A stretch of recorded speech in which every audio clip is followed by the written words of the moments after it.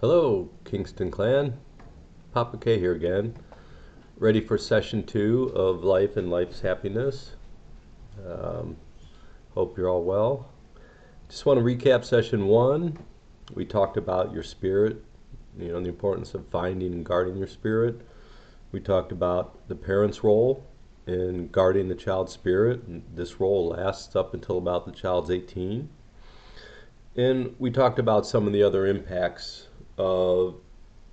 that could be put on that spirit at a young age and how it's important to understand the impacts to the spirit.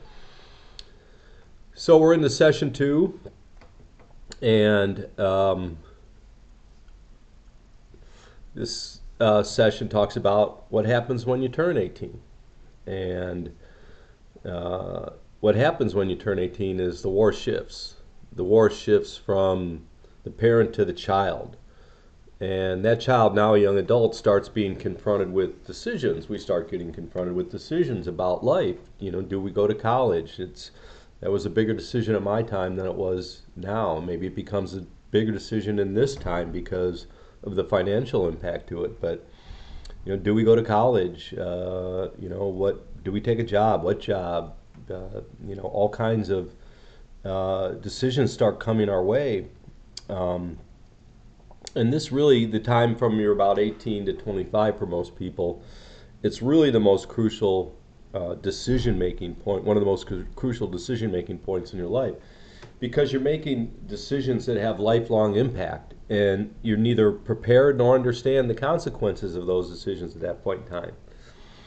So I have a movie clip I'm going to play now, and it's from a movie called Lions to Lambs, and it's a great movie. You should watch it, but it's 3 stories, and this story is about Robert Redford, who's a professor at a prestigious college, and he's got a student that's he thinks is talented, and he fears that the student's going down the wrong path, and he has a meeting with the student to try and help. So I don't know how to download movies on the YouTube, so I'm just going to turn the camera around and film it, but this is the clip.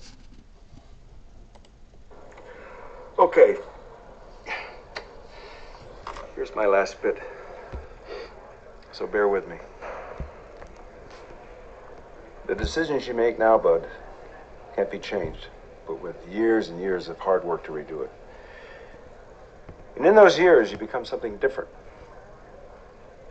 Everybody does as time passes. You get married, you get into debt, but you're never going to be the same person you are right now. And promise and potential, it's very fickle. And it just might not be there anymore.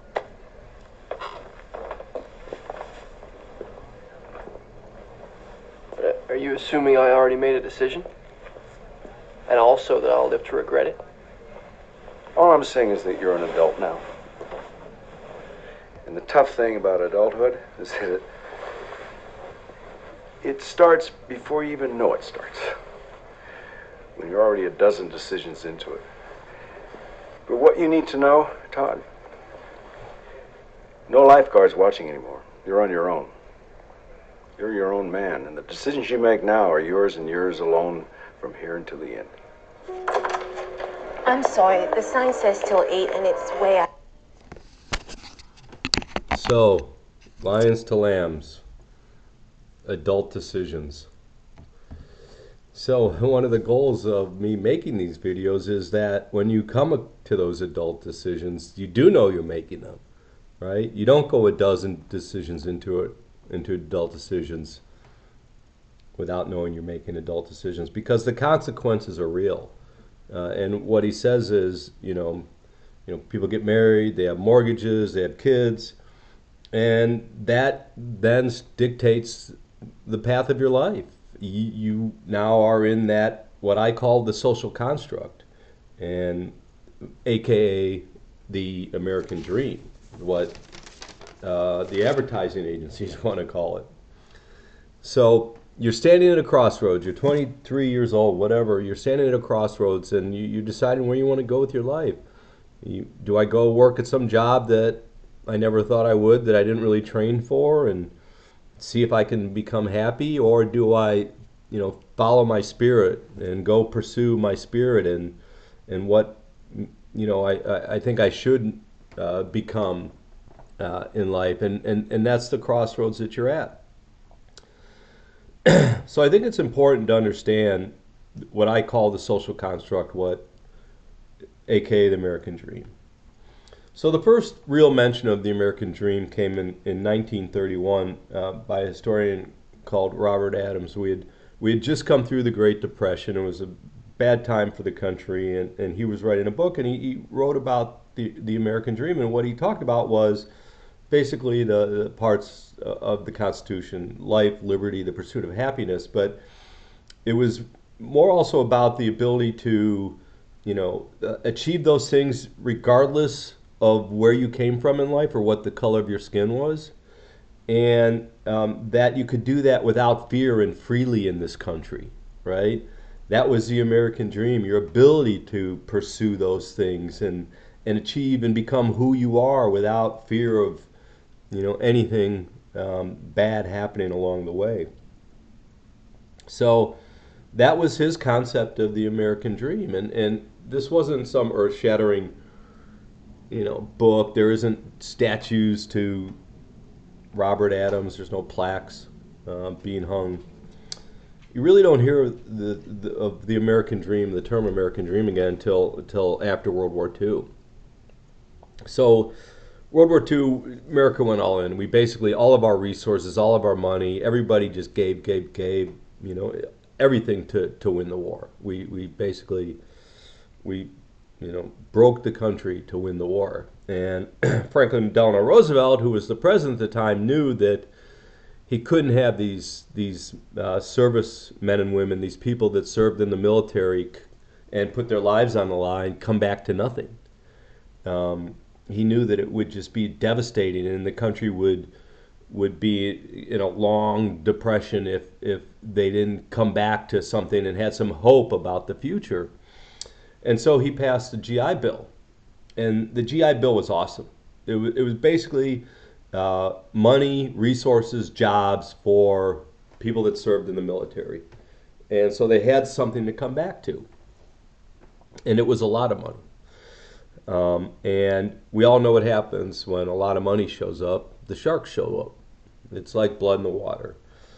And so the banks showed up, the mortgage companies showed up, the car companies showed up, the insurance companies showed up, the appliance companies showed up, and they started going after that money. And the next reference you hear to the American dream is by a company called American Kelvinator. And American Kelvinator sold appliances. And they run a print ad. It was really more print ad then. It really wasn't, TV hadn't really taken off. And the print ad was a picture of a beautiful housewife in a cocktail dress with a little white apron on, nice, in high heels, nice hairdo, and welcoming her husband home from the war, with the nice house and the 2 cars in the driveway. And she welcomes him home into the house with a refrigerator full of food, and that's the American dream. That's what American Kelvinator said the new American dream was. It was the pursuit of things. It was the pursuit of money, not the pursuit of happiness. And we were just entering into the TV era where TV exploded and the advertising on TV exploded, and this just became the norm for everybody. Like, you want to be a part of the American dream, you have to have our car, or you have to have our home, or you have to have this pool, or whatever it was. And we bought it hook, line, and sinker. And, basically, that baby boom generation spent the next, 50 years being consumers and being very good at it. And so that became the American dream. So so again, circle back, you're standing at this crossroad, and, you have to decide where you're going to go. And if the American dream is what you want, if you think that's what you want, I'm not saying that you shouldn't. If that's what you want, great. But if you're not sure, if you don't know, and you think might be something else for you in life, this is the time for you to take that stand. This is the time for you to fight that war. Do not become a part of the social construct. Fight back. Go do and be who you think you are. This is the time. This is the point in your life. And to kind of drive that home, you know, I want to talk about what you give up if you decide you want to be a part of the social construct. You basically give up about a quarter of your life. And I'm going to break that down in the days. Remember we talked earlier about going deep. I'm going to break that down in the days, okay? So if you live to be about 77 in this country, which is the average lifespan, that's about 28,000 days that you live. And if you subtract the days up until you're 20, which, you know, you really don't, you know, you're living, but you're not really making any decisions. You're not really, you know, it's just, you know, the fun part of your life. That's about 7,500 days, okay?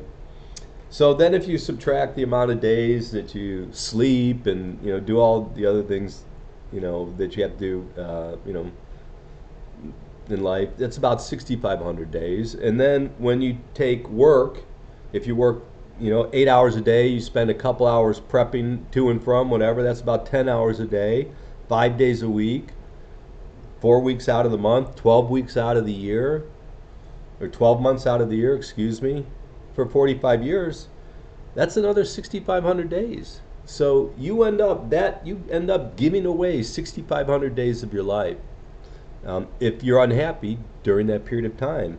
So in the end, you end up over that period of time with about 7,000 days that are your own, that you get to decide what happens during those 7,000 days. You know, that's a quarter of your life. You know, you take it back, take the other half of your life back, right? And this is the point when you can do that. So I just want to make sure people understand not only the critical nature of the decisions they make in that point, but the urgency of those decisions and what they can mean from a long-term basis. So that's the end of session 2. Session 3, we will cover what happens at the end of that 45-year period when you've made your decisions and now you're at the end of it and you're starting to assess your life and those decisions. So we'll get into that in the session 3. But as always, I got nothing but love for you, family. Talk to you.